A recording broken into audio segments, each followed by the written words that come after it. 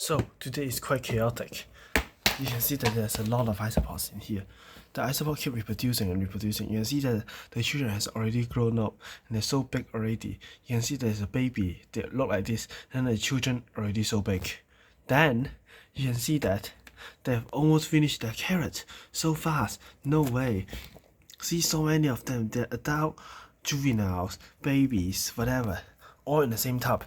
Then you can see all the leaves having been eaten already. So this means that I'm going to take out my kids and then I will give them some sweet potatoes in order to boost their energy. A sweet potato contains a lot of minerals and nutrients in it. And then I will use some isopod food. Okay, used. And then okay, this is my papaya isopod, and then you can see that they are already overpopulating. I'm not sure what I can do with this, but like, see? Papaya isopod. Success. So, you can see that this is a bunch of isopods. And then this is a bunch of isopods. So this is a bunch of isopods. So how I did this is that I'm using my top deposition method. I put a lot of leaves and then also a lot of rotten wood powder around, and then let it decompose through. So that it makes, actually, this process let the isopod to make their own substrate. So when they eat the decomposing method, they poop out substrate. And that's my method. So what am I going to feed is that I'm going to give them some sweet potato as well, because they really like sweet potato. And then after that, I'm going to give them some of my formulated isopod food that I made, wasting my time to make a lot of isopod food for no reason. Okay, so I put 3 pieces. They're already eating it so fast. See? Hiding away but still want to eat it. There's just so many. You can see that this is a big group of isopod. You want to escape? No way. Oh, I feel like I need to clean the plastic already. It's becoming very rough. Normally it's very smooth. It's so dirty now that they can climb on top. Okay, next one. So this one is the cappuccino isopod. And then it is priced for its very expensive, very nice outlook. And then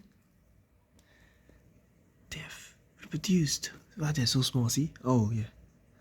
They've reproduced. So come on.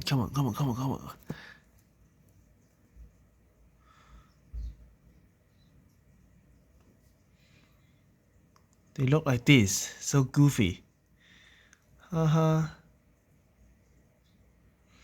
Isopod is very scared. Decided to run away. Anyways, today that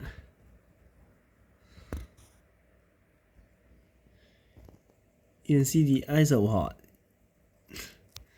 is so scared. Yeah. Anyways, this isopod is a cubaris species and it requires a moderate to high humidity, as you can see in my setup. And I usually keep my 2/3 very moist.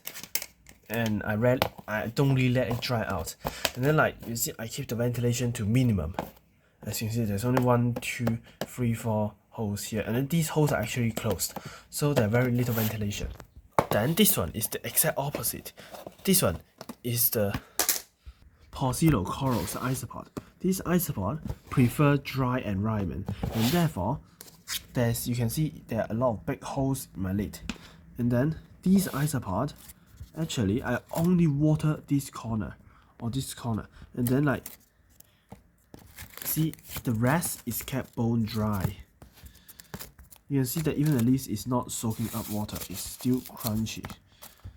And you can see that this isopod is really cool. They look like trilobites. They look like living fossils. And they are just huge, you know? So big.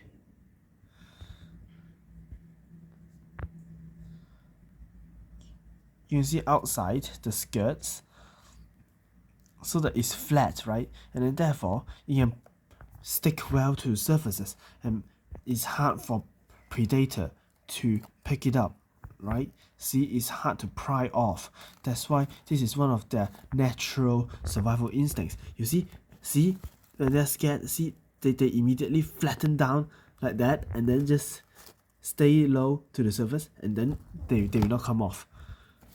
So it's quite successful survival tactic. And then I will put in 2 pieces of isopod food, and then I'll give them some sweet potato, maybe 1 piece and then 2 pieces. And now I close the sweet potato and then move on to the next one. Okay, so for now this is the orange panda, whatever I call it, because I isolated this strain myself, this specific strain of orange panda, because normally the other red panda you buy from outside, they look more reddish, and mine is super yellow. You see? Actually, I should call it yellow panda. Haha. I don't know. It really depends. I'm not sure to name it yet. Maybe lemon yellow, whatever. I don't know. Then what I'm going to do is that I'm going to give 1 piece of isopod food that I made at 3 a.m. and then I'm going to give 1 piece of sweet potato that I decided not to eat, because I feel like the sweet potato is undercooked. Anyways, I'm running my experiment with new substrate. The new substrate is vegetable soil, and I'm not sure if it will work. So this soil is actually enriched with a lot of compost. Like, I use vegetables to make the substrate, and then also I tried. Whoa! No way! So many. That's disaster amount of isopod, and there is only 1 wood in here. I'm not kidding with you. There's only 1 singular wood in here. I'm not sure where all they go, but like, yeah, 1 wood in here, and then like, I don't know if this is like half of my culture or something. That, yeah, a whole wood. So I'm not sure where they all went. Just strange, because my other culture have like so little.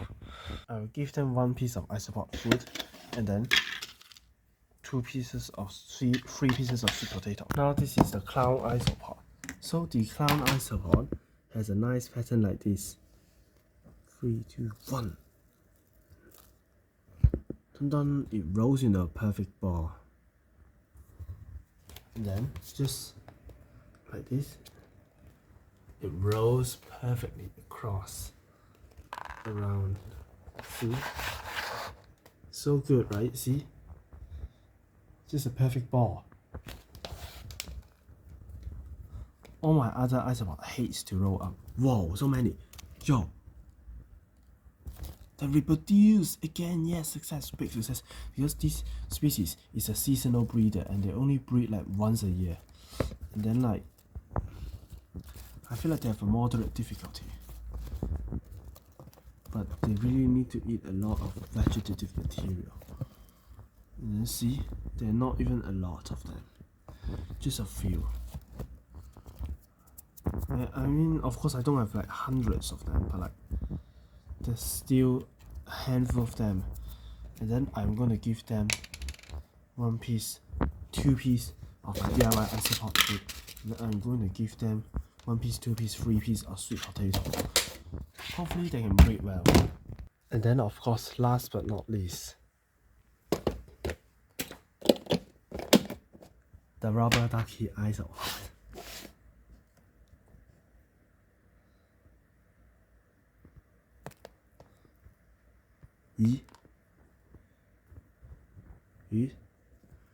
It seems that I have golden ducky and normal ducky now. So good.